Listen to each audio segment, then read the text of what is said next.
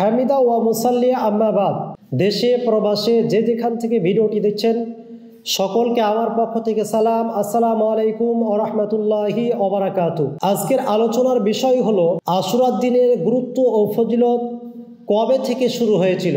প্রিয় ভাইয়েরা, কিছু নামধারী বক্তা রয়েছে, তারা যেভাবে কারবালার করুণ ইতিহাসকে তুলে ধরে বা হুসাইন রাদিয়াল্লাহু তাআলা আনহুকে নির্মমভাবে শহীদ করা হয়েছিল সে ঘটনাকে তুলে ধরে, তাতে জনগণ মনে করে কারবালার কারণেই বা হুসাইন রাদিয়াল্লাহু তাআলা আনহুর কারণেই আশুরার গুরুত্ব ও ফজিলত অপরিসীম, অথচ এ ধারণা সম্পূর্ণ ভুল। প্রিয় ভাইয়েরা, এ দুটি ভিন্ন বিষয়। আশুরা একটি বিষয় আর কারবালার প্রান্তে হুসাইন রাদিয়াল্লাহু তাআলা আনহুকে শহীদ করা হয়েছিল এটি একটি বিষয়। এ দুটির মধ্যে কোনো যোগসূত্র নেই। সুতরাং দুটিকে একাত্রিত করে জাতিকে পাগল বানানো, জাতিকে ভুল বুঝানো মোটেই উচিত হবে না।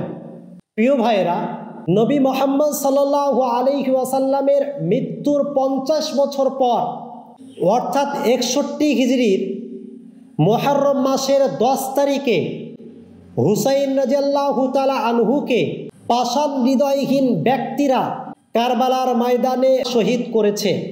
এর জন্য আমরা শোকাহত। আর আশুরার দিনের ফজিলত নবী হযরত আদম আলাইহিস সালামের জামানা থেকেই রয়েছে। যেমন হযরত আদম আলাইহিস সালাম আল্লাহ পাকের দরবারে দুহাত তুলে দোয়া করলেন, আল্লাহ তাআলা এই আশুরার দিনে তার দোয়া কবুল করেছিলেন। এছাড়াও হযরত মুসা আলাইহিস সালাম ও তার সাথীবর্গরা ফিরআউনের অত্যাচার থেকে মুক্তি পেয়েছিলেন। এদিনে সমস্ত নবী রাসূলগণ রোজা রাখতেন। আর নবী মুহাম্মদ সাল্লাল্লাহু আলাইহি ওয়াসাল্লাম যখন জানতে পারলেন এদিনে ইহুদি নাসারারা রোজা রাখে, সে সময় সাহাবা একরামদেরকে বললেন আগামী বছর 2টি রোজা রাখব। সুতরাং বোঝা গেল এদিনের গুরুত্ব ও ফজিলত শুধু নবী মুহাম্মদ সাল্লাল্লাহু আলাইহি ওয়াসাল্লামের জামানায় ছিল না, বরং এদিনের গুরুত্ব আদম আলাইহিস সালামের জামানা থেকেই রয়েছে। প্রিয় দিনী ভাইয়েরা, এ দুটি বিষয়কে আশুরার গুরুত্ব বোঝাতে গিয়ে কারবালার ইতিহাস তুলে ধরে জনগণকে ভুল বুঝাবেন না। আল্লাহ পাক রব্বুল আলামিন আমাদের সকলকে বিষয়টি ভালোভাবে বুঝার তৌফিক দান করুন। আমিন। ওয়া আখিরু দাওয়ানা আনিল হামদুলিল্লাহি রাব্বিল আলামিন।